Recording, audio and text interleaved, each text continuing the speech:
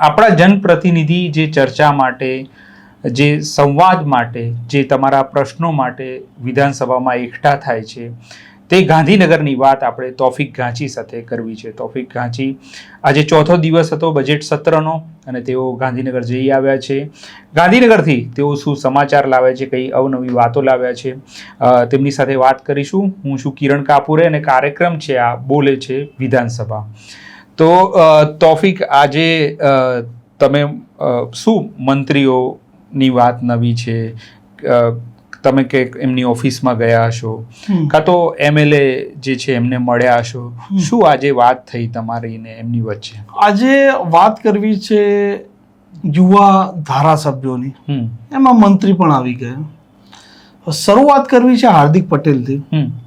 હાર્દિક પટેલ જ્યારે આજે 12 વાગ્યાનું હાઉસ હતું, જ્યારે એમની કાર લઈને આવ્યા, તો હાર્દિક પટેલની કારમાં મેં નોંધ્યું કે મોટા ભાગના જે MLA છે એમાં MLA ગુજરાત, એક MLA ઝાલોદ કરીને પણ લખેલા, મતલબ MLA ગુજરાત કરીને પાટિયા જોવા મળતા હોય છે. હાર્દિક પટેલની જે કાર છે એ મેં આજે નોંધી, જેમાં MLA ગુજરાત લખેલું નહોતું. અને મારે વાતચીત કરવી હતી પણ હું એક દરમિયાન બીજા કામમાં હતો ને નીકળી ગયા એરિયા, એટલે એક મેં આ મામલો આજે નોંધ્યો. પછી વાત કરીએ મંત્રીઓની, તો આજે ચર્ચામાં રહ્યા ધારાસભ્યોની પહેલે વાત કરી લો તો ચર્ચાનું કેન્દ્ર રહ્યા તો એક હર્ષ સંઘવી, નાયબ મુખ્યમંત્રી, ગૃહ વિભાગ એ જોવે છે, ચર્ચામાં રહેતા હોય છે.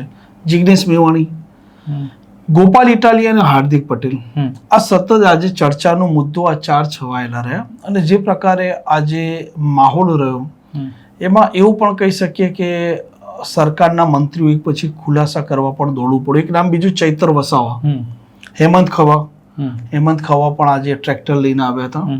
એટલે પહેલી શરૂઆત તો આપણે હેમંત ખવાથી પણ કરીએ કે જે પ્રકારે બજેટ આવ્યું ને એમણે એવું કહ્યું કે ભાઈ ગામડાઓ છે, 18,000 ગામડાઓ છે અને ગામડાઓની સાપેક્ષમાં શહેરોનું જે બજેટ છે વધારે ફળવાયું છે. અને એ કારણસર આજે તે ટ્રેક્ટર લઈને આવ્યા હતા. ખેડૂતોનો મુદ્દો તેમને ઉજાગર કરવાનો હતો. ખેડૂત અને ગામડાના લોકોને અન્યાય થઈ છે તેવો મામલો હતો. ગેટ નંબર 1 લઈને આવે એરિયા, અને એ દરમિયાન તેમને ત્યાં પોલીસે ઊભા રાખ્યા અને પછી એ ચાલતા ચાલતા અંદર આવ્યા. એટલે આઉટસાઇડની આજે આ 2 વાતો છે. પછી હું આવીશ વિધાનસભામાં. તો આજે સ્વાભાવિક છે કે વિધાનસભાનું પહેલું જે એક અઠવાડિયું રહેતું હોય છે એમાં કામનું ભારણ બજેટ ના આવે ત્યાં સુધી વધારે રહેતું હોય છે, અને બજેટ પત્યા પછી પણ થોડું રહેતું હોય છે. પછી જનરલી મંત્રીઓની ઓફિસમાં અમે જતા હોઈએ છીએ, બેસતા હોઈએ છીએ, એમને બહાર બેસીએ, જેથી કરીને કંઈક આપણને ઇન્ફોર્મેશન મળે, સમાચાર મળે, શું ચાલી રહ્યું છે એની અંદરની માહિતી મળે. તો આજે હું મળ્યો ઋષિકેશ પટેલને.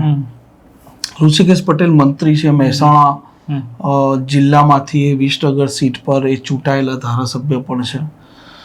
તો એમના સાથે મેં સંવાદ કર્યો મહેસાણા સિવિલ હોસ્પિટલનો, કેમ કે આ મામલે ભૂતકાળમાં પણ મારે ચર્ચા થયેલી હતી કે ઉત્તર ગુજરાતમાંથી અનેક એવા ચહેરાઓ આવ્યા છે, પરંતુ ઉત્તર ગુજરાત તો મને એમ લાગતું હતું કે ભાઈ એ પ્રકારે આરોગ્યની જે સુવિધા નથી થતી, એ કારણસર બનાસકાંઠા હોય, પાટણ હોય, મહેસાણાના લોકો હોય, અરવલ્લી હોય કે સાબરકાંઠા હોય, તો એ લોકોને સારવાર માટે આવવું પડે મોટા ભાગે અમદાવાદ સિવિલમાં.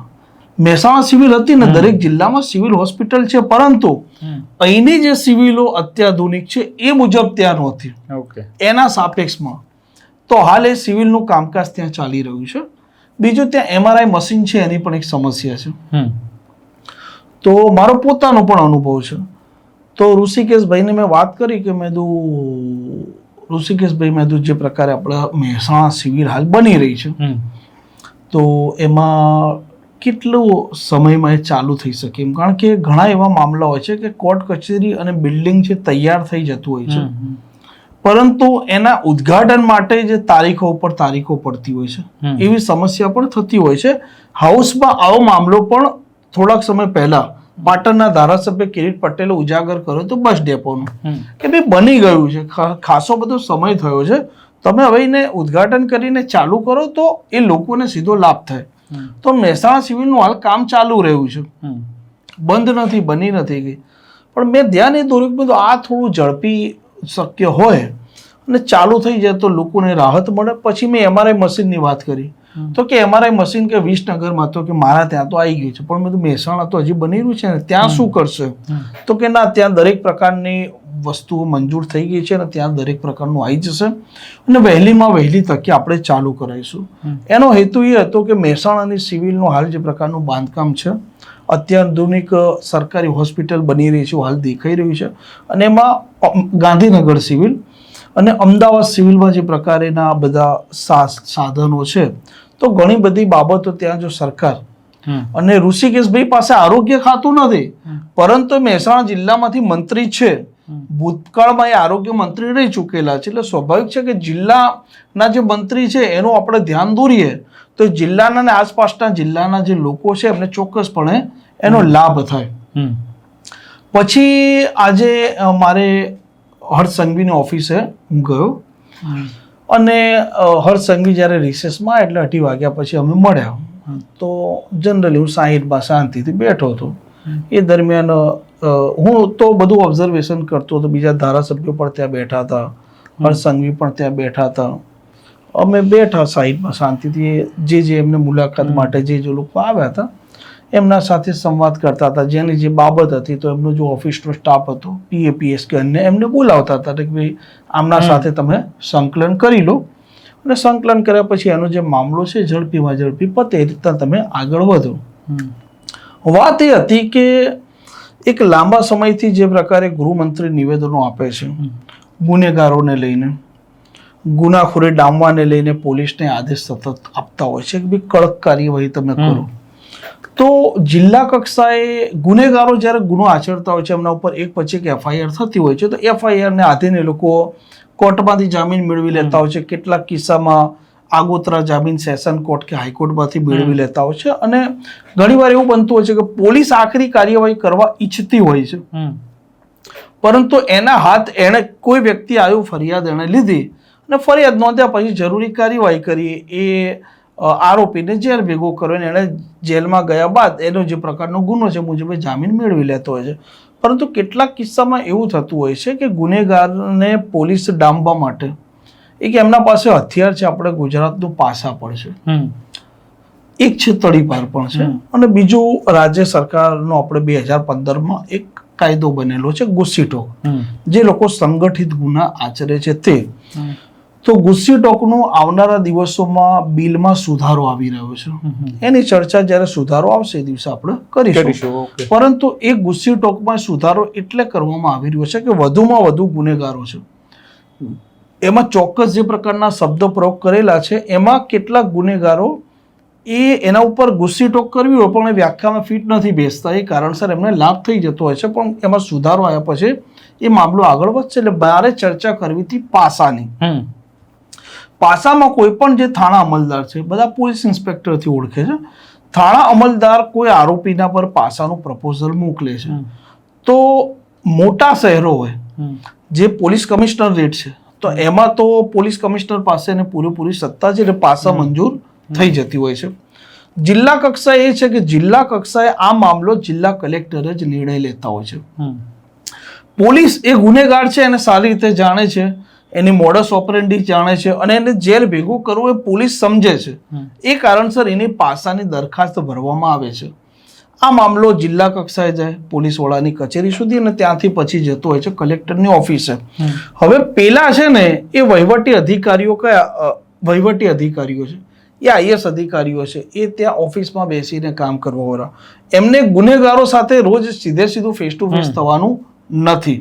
કયો ગુનેગાર કેવો છે એમને એ મામલાને સ્વાભાવિક છે કે ખબર ના હોય કે ભાઈ એમણે પેપર પર એના ગુનાના રેકોર્ડો આપ્યા, પરંતુ જો આવી સ્થિતિમાં હાલ બજેટ ચાલી રહ્યું છે, સરકાર આ જે કાયદો છે ગુજરાતનો પાસાનો એમાં કોઈક સુધારો લાવે, તો મારે હર્ષ સંઘવી સાથે આ મામલે વાત થઈ કે મેં કીધું આ પાસાનો જે મામલો છે, તો પાસામાં શક્ય હોય તો કંઈક આમાં સુધારો થાય, અને તમે આની સત્તા IG ને આપો, જે રેન્જ IG હોય એને આપો, કે અન્ય રીતે તમે કોઈક પ્રપોઝલ એ રીતનું તૈયાર કરો કે ભાઈ પોલીસ અમલદાર જ જિલ્લા કક્ષાની વાત કરું છું કે ભાઈ જિલ્લા કક્ષાએ કોઈ સિનિયર આઈપીએસ અધિકારી છે એની તમે જવાબદારી નક્કી કરો. ખાસ તો રેન્જ આવે, તમે પોલીસવાળાને જવાબદારી નથી આપતા તો રેન્જને આપો.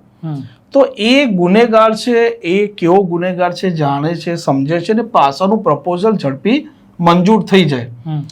આ કહેવાનું મારું કારણ એ હતું કે તાજેતરમાં જ ગુજરાતના જે આપણા 33 જિલ્લાઓ છે, તો આ જિલ્લામાં અલગ અલગ સિનિયર આઈપીએસ અધિકારીઓને એક થર્ડ પાર્ટી ઓબ્ઝર્વર તરીકે મૂક્યા છે.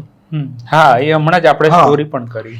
એ કેમ મૂક્યા છે? એ મૂકવાનું કારણ છે કે જ્યારે કોઈ વ્યક્તિ પોલીસ સ્ટેશન જાય છે, અરજી આપે છે, ગુનાનું બર્કિંગ થાય, અરજી છે દફતરે થઈ જતી હોય છે, ઘણીવાર અરજદારને ન્યાય નથી મળતો ને એ લોકો પછી ધક્કા ખાય છે ગાંધીનગરના. આજે પણ મેં ઓફિસમાં એવા વ્યક્તિઓ જોયા હતા જે એમની અરજી માટે આવ્યા હતા, હર્ષ સંઘવીને અમે જોડે જ બેઠા હતા. તો આવી સ્થિતિમાં આવા મામલાઓ ત્યાં પણ આવતા હતા, ડીજીની ઓફિસે પણ આવતા હતા, અને પછી હવે આપણે થોડું લોકોને જે મામલાઓ છે એમાં એને ન્યાય મળે એ દિશામાં એ લોકોએ થર્ડ પાર્ટી ઓબ્ઝર્વર મૂક્યા, સિનિયર આઈપીએસો. એ જિલ્લાની એમને જવાબદારી સોંપી. એ લોકો મહિનાના બીજા ત્રીજા વીકમાં જિલ્લામાં જશે. 1 મહિના દરમિયાન એમણે 2 અલગ અલગ થાણા વિસ્તારોની મુલાકાત લેવાની અને મહિનાના અંતમાં એમણે જે જિલ્લામાં જે નોંધ્યું એનો રિપોર્ટ સબમિટ કરવાનો છે ડીજીએચએમને અને સીએમને. તો આવી સ્થિતિમાં કોઈ ગુનેગારને ડામી પણ શકાય, લોકોના પ્રશ્નોનું નિરાકરણ પણ આવે. અને તમે વારંવાર જે નિવેદન આપતા હો છો કે ગુનેગારો છે તમે એને ઝેર કરો, તો પાસાનું હથિયાર પોલીસ પાસે છે, પરંતુ એનું પ્રપોઝલ પોલીસ મૂકે છે અને જ્યારે એનું મંજૂર નથી થતું ત્યારે તો આવી સ્થિતિમાં પોલીસનું મનોબળ તૂટી જાય છે. તો મેં તો તમે આ મામલે પાસાનું, તો એમણે તરત મને આ કહ્યું કે જિલ્લાઓમાં મંજૂર નહીં થતું ને તોફિક. મેં તો હા, તો કે આ મામલે કામ ચાલી રહ્યું છે અને મને એમ કીધું કે 10 દિવસમાં આપણે આ મામલે કંઈક કરીએ. એ રીતે મને વાત કરી. મારું તો ખાલી સૂચન એ હતું કે ભાઈ અત્યારે બજેટ ચાલી રહ્યું છે, આ હાઉસમાં માની લો કે કદાચ શક્ય હોય અને એ લોકો ઇન્ટરનલ આ મામલે બધા કાયદા વિભાગ અને ગૃહ વિભાગ સંકલન કરીને આ મામલે કદાચ બધા અલગ અલગ પાસા પહેલું તપાસતા હોય તો આ મામલે જો રસ દાખવે તો બની શકે કે આ વખતે આ ગૃહમાં પણ આ જે પાસામાં જે સુધારા વિધેયક બિલ છે એ લાવે કદાચ, અને આ થઈ જાય. અને અત્યારે ના લાવે તો ભવિષ્યમાં. પણ હેતુ એ હતો કે આનાથી પોલીસ છે, પોલીસનું મનોબળ ચોક્કસ વધશે, ગુનેગારોમાં ડર પણ પેદા થશે. કારણ કે ગુસ્સી ટોકમાં જે પ્રકારનો સુધારો હવે લાવે છે, એ બિલ ઉપર શું ચર્ચા કરે છે એ દિવસે આપણને વધારે એની વિસ્તૃત ખબર પડશે. પણ પાસામાં પણ એક ગુજરાતમાં આ સુધારાની આવશ્યકતા છે. અને કલેક્ટર પાસેથી જો રેન્જ આઈજી પાસે કે પછી માની લો કે કોઈ એસપી ની કોઈ જવાબદારી નક્કી કરે, કાંક અન્ય કોઈ જવાબદારી નક્કી કરે, તો આનાથી રાજ્યના લોકોને પણ રાહત થશે, ગુનેગારોમાં ચોક્કસપણે ડર પણ પેસશે. કેમ કે પાસા પોલીસ જ મંજૂર કરવાની છે. એક આ મારો મામલો હતો. એટલે આ 2 મંત્રીઓને આ જે મૂળ મળવાનું જે કારણ હતું એ મારું આ જ હતું. ઓકે, હવે તમે જેમ કીધું, તમે જેમ મળ્યા, તમે તો પત્રકાર તરીકે મળ્યા, પણ એવા કયા મંત્રી છે કે જેમાં લોકો બહુ જ આવતા હોય, એ લોકોના પ્રશ્નો એમના ત્યાં વધારે સંભળાતા હોય, કાં તો એ લોકોની લાઈન ત્યાં હોય, એ લોકો સતત એમાં વ્યસ્ત હોય, એવા તમે ઓબ્ઝર્વ કરી શકો? વર્તમાન સમયમાં નાયબ મુખ્યમંત્રી હર્ષ સંઘવી પાસે ખાતા પણ વધારે છે, 20 થી વધારે છે. અચ્છા.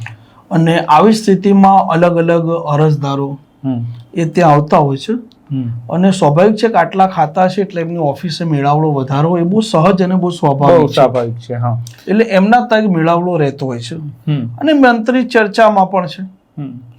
પણ આજે પણ બજેટની ચર્ચા, બજેટ આવ્યા પછી થઈ, પણ હજુ પણ જ્યારે ગૃહ ભરાય છે ત્યારે જે નામો ચર્ચાય છે એમાં ગોપાલ ઇટાલિયા, જિગ્નેશ મેવાણી, ચૈતર વસાવા, આ બધા નામ બહુ જ છવાયેલા રહે છે, ડિજિટલ મીડિયા હોય કે ન્યૂઝ મીડિયા હોય. તો આ ત્યાં તમે કેવી રીતે જુઓ છો એમને? અમે તો એમને ઓન કેમેરા જ જોઈએ છે, પણ તમે ત્યાં કેવી રીતે જુઓ છો એ લોકોની ચહેલ પહેલ, એ લોકો એ મૂવમેન્ટ? આ ધારાસભ્યો છે ને બહુ શાર્પ છે. જે મેં નામ આપ્યો ફરીથી એક, હાર્દિક પટેલ હોય કે હર્ષ સંઘવી હોય, ભલે મંત્રી છે પણ ધારાસભ્ય તો છે, જિગ્નેશ મેવાણી હોય, ગોપાલ ઇટાલિયા હોય, ચૈતર વસાવા હોય, મતલબ જેટલા યુવા ધારાસભ્યો જે અલગ અલગ મુદ્દે સતત ચર્ચામાં રહેતા હોય છે, કોઈક હાઉસ દરમિયાન રહે છે તો કોઈક હાઉસના બહાર રહે છે. સામાન્ય દિવસોમાં એ લોકો સમજી ગયા છે કે હેડલાઇન કેવી રીતે બની શકાય અને મીડિયામાં કેવી રીતે ચમકી શકાય. અને ગૃહમાં પણ વારંવાર આ મામલો ઉપસ્થિત થઈ રહ્યો છે. ગૃહ, હવે હું ગૃહની વાત પરથી કહીશ તમે કે ગૃહની ભાઈ, હા, વાતમાં, હા. કે જ્યારે આજે સ્માર્ટ મીટર છે, સ્માર્ટ મીટરનો મુદ્દો આવ્યો તો કાંતિ ખરાડી જે દાતાના ધારાસભ્ય છે, આદિવાસી ધારાસભ્ય છે, કોંગ્રેસથી છે, તો એમણે સ્માર્ટ મીટરની જ્યારે વાત કરી તો કે ભાઈ સાદા મીટર અને સમ્રાટ મીટર બોલી ગયા, એટલે તળપદી શબ્દ બોલ્યા, એટલે એક હાસ્યનું ગૃહમાં મોજું ફરી વળ્યું અને પછી અધ્યક્ષે શબ્દ સ્માર્ટ મીટરનો સુધારો કરાયો. ઘણીવાર ગૃહમાં આવી રીતે હાસ્યનું મોજું પણ અલગ અલગ રીતે ફરી વળતું હોય છે અને ઘણીવાર જે તમે બાર એકબીજાના સામે આક્રમકતાથી જે ધારાસભ્ય બોલતા હોય છે, સત્તા પક્ષ અને વિરોધ પક્ષના, અંદર એ લોકો એકદમ હળવા હોય છે, હાઉસમાં પણ હળવા હોય છે, હળવી રીતે મળતા પણ હોય છે અને બેઠા બેઠા કોમેન્ટો પણ કરતા હોય છે અને હસતા પણ હોય છે. પણ આ તમે જે હાર્દિક પટેલનું નામ દીધું, તો હાર્દિક પટેલ નું કેવી રીતના એ તમે ઓબ્ઝર્વ કર્યા હોય એમને, એમની બોડી લેંગ્વેજ, કારણ કે કોંગ્રેસમાંથી ભાજપમાં આવ્યા અને હવે આમ જે પહેલા એમનો જે આક્રમક મિજાજ હતો એ સંભવત હવે ક્યાંય દેખાતો નથી. એનો આજનો જ દાખલો. હા, તો એના વિશે આજે એવું થયું કે એક બિન સરકારી વિધેયક લાવ્યા હતા અને બીજું સાથે સાથે હતું કે જે પ્રકારે રાજ્યપાલે ભાષણ આપ્યું હતું એના પર એમના મંતવ્યો રજૂ કરતા તે દરમિયાન એમણે ટિપ્પણી એવી કરી કે બહાર આંદોલન કરવા, રોડ રસ્તા પર ઉતરવું, વિરોધ કરવો, આક્રમકતા દાખવવી, વાતો કરવી એ આસાન છે, પરંતુ હાઉસમાં જ્યારે પોલિસી પર આ પોલિસીઓ બનાવવી એ ખૂબ મુશ્કેલ છે. એમણે એ પણ ટિપ્પણી કરી કે ભાઈ એ પોતે, ગોપાલ ઇટાલિયા, જિગ્નેશ મેવાણીએ અનેક રોડ રસ્તા પર વિરોધ કર્યો છે, ઘણીવાર એ લોકો આક્રમકતા દાખવી છે, પરંતુ કે એમએલએ બન્યા પછી એમને આજે ખબર પડી કે ભાઈ આ કામ પોલિસીઓ બનાવવી કેટલી મુશ્કેલ હોય છે. અને ગોપાલ ઇટાલિયાએ પણ ટિપ્પણી કરી હતી કે ભાઈ તમે સત્તા પક્ષ બાજુ છો એટલે તમે આવું અત્યારે બોલી રહ્યા છો, બાકી તમારા વિચારોથી હું વાકેફ છું. અચ્છા. એટલે આજે હાર્દિક પટેલ એક આ મામલે ચર્ચામાં રહ્યા. પછી જિગ્નેશ મેવાણીએ એક સવાલ ઉપસ્થિત કર્યો કે ભાઈ મુખ્યમંત્રી છે તો જે ST SC ની જે કમિટીઓ મળવી જોઈએ સમયસર નથી મળતી ને, એટલે એમણે પ્રશ્ન પૂછ્યા હતા. તે તો જનરલી બધાએ જોયું સમાચારમાં, પણ મૂળ પછી વાત એવી થઈ કે હર્ષ સંઘવી ઊભા થયા, સામે જિગ્નેશ મેવાણી ઊભા થયા, બંનેના વચ્ચે શાબ્દિક બોલાચાલી થઈ, ગરમાગરમી થઈ, ધારાસભ્યો પણ ઊભા થયા અને થોડો હોબાળો થઈ ચૂક્યો. એ દરમિયાન હર્ષ સંઘવીએ ફરીથી ટિપ્પણી કરી કે ભાઈ મીડિયાની હેડલાઇન બનવા માટે, કેમેરામાં તમે ચમકવા માટે સતત તમે આ રીતને પ્રશ્નો લાવો છો, આ રીતના તમે સવાલો ઊભા કરો છો, જેથી કરીને તમે સતત મીડિયાની હેડલાઇન બનો.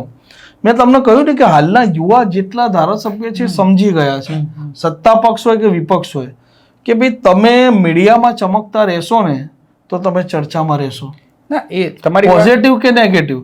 અને આ ટિપ્પણી છેલ્લા 3 દિવસથી સતત ચાલી રહી છે, હાઉસમાં 4થો દિવસ છે. જ્યારે આમ આદમી પાર્ટીએ લાઈવના મામલે પણ વિરોધ દર્શાવ્યો, એ સમયે અધ્યક્ષે એમને ટકોર કરી હતી કે ભાઈ તમે આ રીતના સસ્તી પ્રસિદ્ધિ મેળવવાથી તમને જનમત નથી બની જવાનું, તમે મીડિયાની હેડલાઇન બનવા સતત આવો પ્રયાસ કરો છો.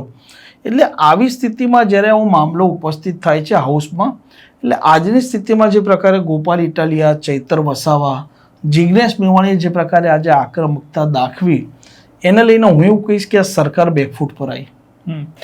નહીં, પણ તમારી વાત તમે કહો છો, પણ આ જે એમણે મુદ્દા ઉપાડ્યા છે એ આ પાર્ટીના હોય કે જિગ્નેશ મેવાણી, એ મુદ્દા તો યોગ્ય જ છે. સવાલ પૂછવાનો દરેકને અધિકાર છે ને. હા, દરેકને સવાલ પૂછવાનો અધિકાર છે, મુદ્દો પણ યોગ્ય છે, પરંતુ સામેથી આવી દલીલો આવે છે અને એ કારણસર એ લોકો આ શું છે કે રાજકીય એક યુદ્ધ લોકો લડતા હોય છે.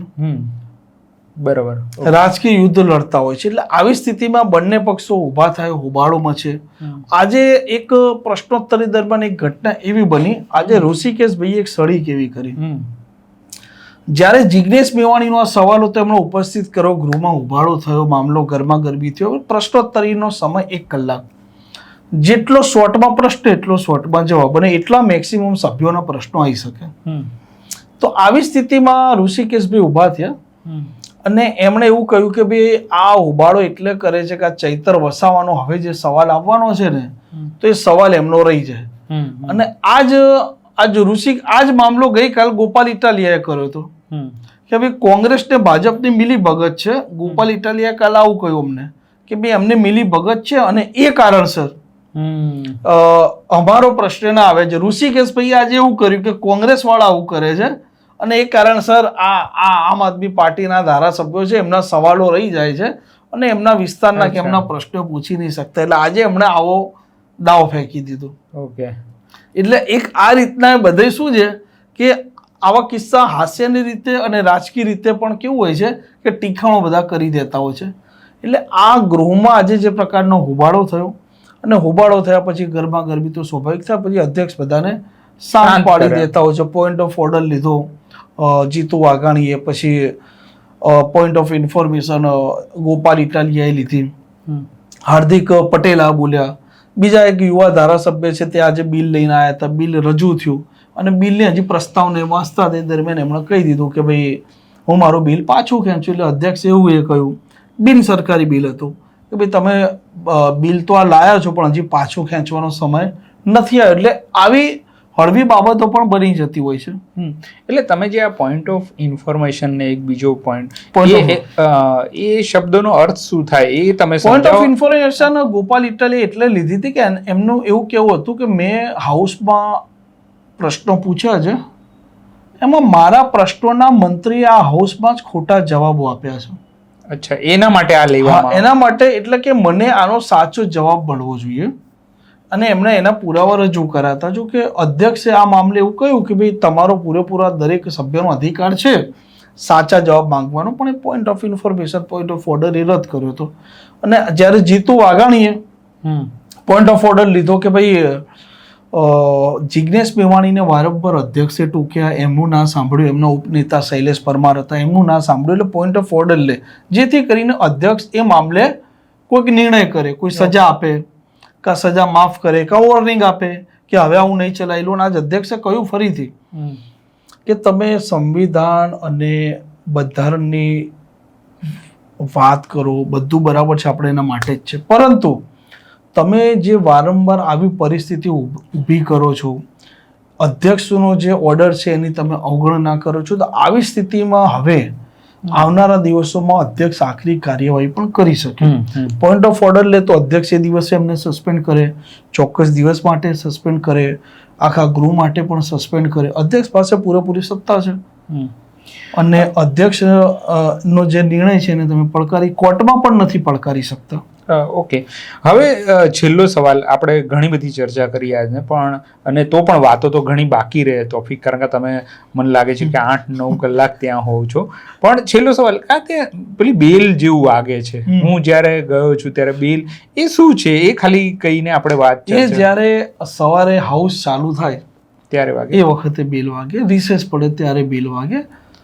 અને રિસેસ પડી મૂળ આપણે પેલી સ્કૂલમાં આપણે ભણવા જઈએ એવું જ છે, ફોર્મ્યુલા કે બેલ વાગ્યો કે ભાઈ રિસેસ પડી છે, કે ભાઈ હવે હાઉસ ચાલુ થશે એટલે બેલ વાગ્યો એટલે બધા એલર્ટ થાય, અધ્યક્ષ નીકળશે, અધ્યક્ષ હવે નીકળશે એટલે બેલ વાગતો હોય છે અને એ દરમિયાન બધા હાઉસમાં પહોંચતા હોય છે. ઓકે, તો તોફિકે બહુ સરસ રીતે આપણી સમક્ષ આ વિગત મૂકી. સામાન્ય રીતે જે રિપોર્ટિંગ થાય છે એમાં આવી ઝીણી ઝીણી વાતો જે છે એ તમારી સમક્ષ નથી આવતી. આપણા જનપ્રતિનિધિઓ ત્યાં કેવી રીતે ચહેલ પહેલ કરે છે, બહાર કેવી રીતે વિધાનસભાના પરિસરમાં ફરતા હોય છે અને એ કેવી વાતચીત કરતા હોય છે પત્રકારો સાથેની, એ બધી જ વાતો તોફિક આપણી સમક્ષ બયાન કરી છે. તો બોલે છે વિધાનસભા અમે રોજ આવી રીતે તમારી સમક્ષ લાવતા રહીશું ને તમે જે કંઈ ગાંધીનગરની વાત છે એ તમે આવી રસપ્રદ રીતે સાંભળતા રહેશો. અત્યારે મને અને મારા સાથી તોફિકને રજા આપશો. નમસ્કાર. વૈષ્ણવજન તો તેને કહીએ જે